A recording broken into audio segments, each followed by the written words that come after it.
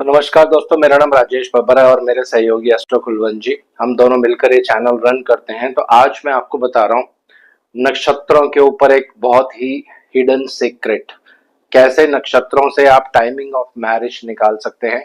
ये इस वीडियो में आज मैं आपको बताने जा रहा हूँ। शॉर्ट वीडियो रहेगी 10 से 12 मिनट की, लेकिन बहुत इंपॉर्टेंट है। इसको आप आराम से सुनिए, पहले वीडियो को पूरा सुन लीजिए, उसके बाद फिर अपनी अपनी कुंडलियों पे या जो भी आपके पास कुंडली है उस पर ट्राई करिए। वीडियो आरंभ करने से पहले मैं रिक्वेस्ट करूंगा, अगर आप चैनल पर पहली बार आ रहे हैं तो सब्सक्राइब जरूर कर लें, बेल आइकन जरूर दबाएं ताकि लेटेस्ट वीडियोस आप तक सबसे पहले पहुंचे। हम लाइव शोज भी करते हैं हर रोज, उसमें भी आप पार्टिसिपेट कर सकते हैं, जहां पे हम बिल्कुल फ्री आपके क्वेश्चन के आंसर्स करते हैं। एक क्वेश्चन या दो क्वेश्चन के आंसर किए जाते हैं। तो आइए वीडियो आरंभ करते हैं। वीडियो आरंभ करने से पहले भगवान गणेश जी से आराधना करूंगा और भगवान शनिदेव से आराधना करूंगा, सबके घर में सुख और शांति बनाए रखें। एक लास्ट वीडियो मैंने बनाई थी नेम एंड फेम के ऊपर, वो आप सब लोगों ने बहुत उसको सराहाया है, उसके लिए बहुत बहुत धन्यवाद। तो आइए वीडियो आरंभ करते हैं। आज मैं आपको बहुत इंपॉर्टेंट टेक्निक बताने जा रहा हूं, लेकिन उस टेक्निक को समझने के लिए पहले कुछ बेसिक्स मैं आपको बता रहा हूं, वो समझना बहुत जरूरी है। तो पहला उसमें क्या आपको समझना है कि हम लगन कुंडली भी लेंगे और नवांश कुंडली भी लेंगे, दोनों चीजें यहाँ पे जोड़ेंगे। और दूसरा, गुरु और शनि का गोचर भी यहाँ पे जोड़ेंगे। और तीसरा, त्रिकोण एस्पेक्ट भी लेंगे। त्रिकोण एस्पेक्ट क्या होती है मैं दोबारा बता देता हूँ। जैसे कोई ग्रह अगर यहाँ बैठा है तो यहाँ पे और यहाँ पे दृष्टि डालेगा, कोई ग्रह अगर यहाँ बैठा है तो यहाँ पे और यहाँ यहाँ पे और यहाँ पे दृष्टि डालेगा। यानी जो त्रिकोण होते हैं 1 5 9, 2 6 10, 3 7 11 और 4 8 12, ये त्रिकोण होते हैं। तो अगर ग्रह त्रिकोण में भी बैठे होंगे तो एक दूसरे के ऊपर दृष्टि और संबंध अपना बनाएंगे। चौथा, अगर केतु का बीच में रोल आएगा, राहु देव का बीच में रोल आएगा, तो उनका डिस्पोजिटर भी हम इसमें काउंट करेंगे, उसके बिना फलित नहीं करना है। पांचवा, एक बहुत ही महत्वपूर्ण है, वक्री होगा। चाहे वो गोचर में वक्री हो, चाहे लगन कुंडली में वक्री हो, चाहे नवांश कुंडली में वक्री हो, उसके पीछे वाले भाव को भी साथ में काउंट किया जाएगा। उदाहरण मैं बता देता हूँ, मान लीजिए यहाँ पे शनि वक्री है, तो शनि का प्रभाव 10 नंबर राशि पर भी गिना जाएगा। इसी तरह से नवांश में भी देखिए शनि 10 नंबर में है, तो आगे ना जाने की बजाय अपने से पीछे 9 नंबर में भी शनि देव की प्रेजेंस मानी जाएगी। तो ये सारे रूल्स यहाँ पे हम काउंट करेंगे, प्लस नवांश कुंडली का 7th हाउस, क्योंकि ये विवाह का भाव होता है, चाहे पुरुष हो स्त्री हो दोनों के लिए सेम रहता है। ये हाउस भी हम प्राइम फोकस में लेंगे दोस्तों। तो अब टेक्निक क्या है वो मैं आपके साथ शेयर करने जा रहा हूँ, ध्यान से इसको समझने की कोशिश करिए। ये एक स्त्री यानी फीमेल की कुंडली है। डेट ऑफ बर्थ किसी कारणवश मैंने नहीं लिखा है यहाँ पे। इनका जो विवाह हुआ है 13 नवंबर 2019 को इनका मैरिज हुआ है। अब यहाँ पे हमें फर्स्ट स्टेप क्या करना है, सबसे पहली विधि इसमें हम क्या देखेंगे वो आप ध्यान से समझिए। लड़कियों की कुंडली में मंगल देव जो हैं ये पति के कारक ग्रह माने जाते हैं दोस्तों। तो हम यहाँ पे हम सप्तमेश नहीं ले रहे हैं, सप्तमेश से लेकर ये रूल एप्लीकेबल नहीं होता है, ये कारक के ऊपर ही रूल एप्लीकेबल होता है। इसी तरह से ये विधि जो है वो चलती है। और दूसरा मैं एक चीज बताना चाहता हूँ कि एक टेक्निक कभी भी बहुत सारी कुंडलियों पे काम नहीं करती है। हो सकता है एक टेक्निक 10 12 15 20 कुंडलियों पे काम करे, उसके बाद फिर अलग कुंडली पे काम नहीं करे। तो ये भी आपको ध्यान रखना है। मैरिज निकालने के बहुत सारे तरीके होते हैं, उनमें से एक सिस्टम मैं आपको ये बताने जा रहा हूँ। तो आइए मंगल, ये लड़की की कुंडली है तो हम मंगल पे फोकस करेंगे। अब सेकेंड स्टेप में आपको क्या देखना है, मंगल किसके नक्षत्र में है। तो यहाँ पे बर्थ डिटेल्स मैंने नहीं दी है। यहाँ पे मंगल जो है शनि देव के नक्षत्र है, ये पुष्य नक्षत्र में है मंगल इनके। तो शनि देव आप नोट कर लीजिए, यानी मंगल का जो नक्षत्र लॉर्ड होगा वो बहुत अहम भूमिका निभाने वाला है। यहाँ पे मंगल पति के कारक हैं।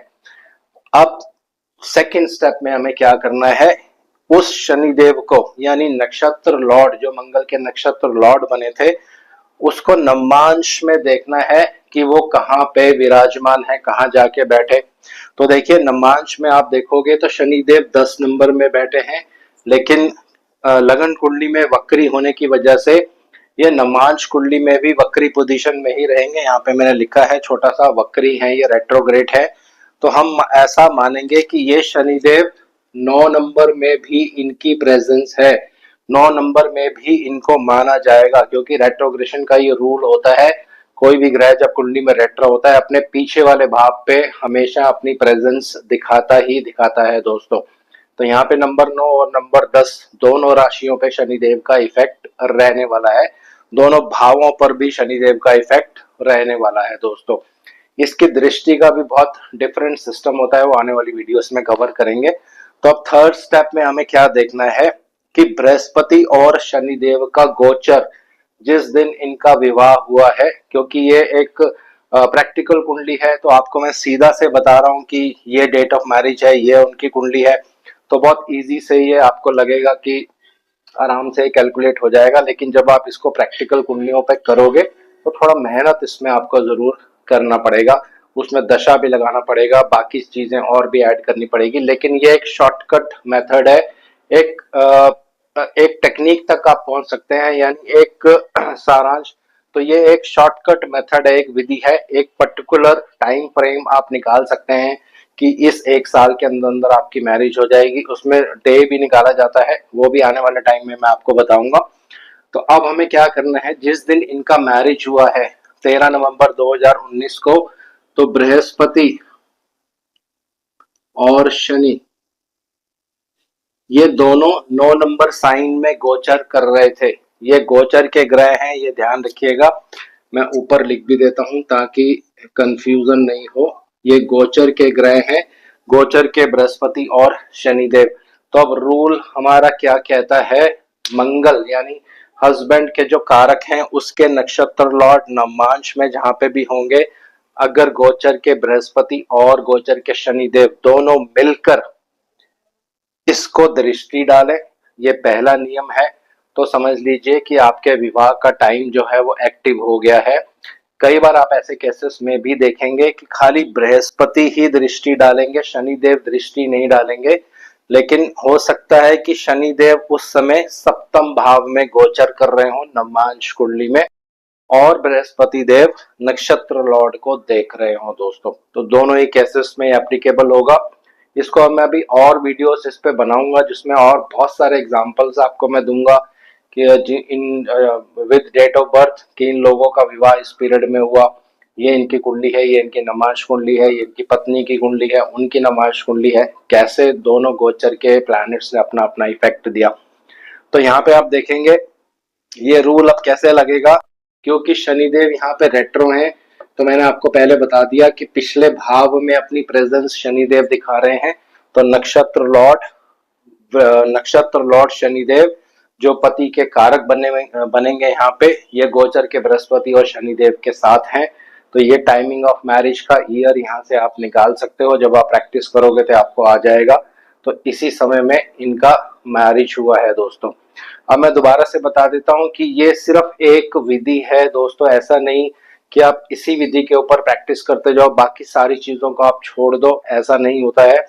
हर इवेंट निकालने के लिए बहुत सारे मेथड्स होते हैं, बहुत सारे तरीके होते हैं, उनमें से एक बहुत ही अच्छा ये मेथड है नक्षत्रों से रिलेटेड। तो अगर आप इस पे थोड़ी प्रैक्टिस करेंगे, इसमें मास्टरी बना लेंगे अपनी, तो 100% आप बहुत क्लोज आ सकते हैं टाइमिंग ऑफ मैरिज निकालने के लिए।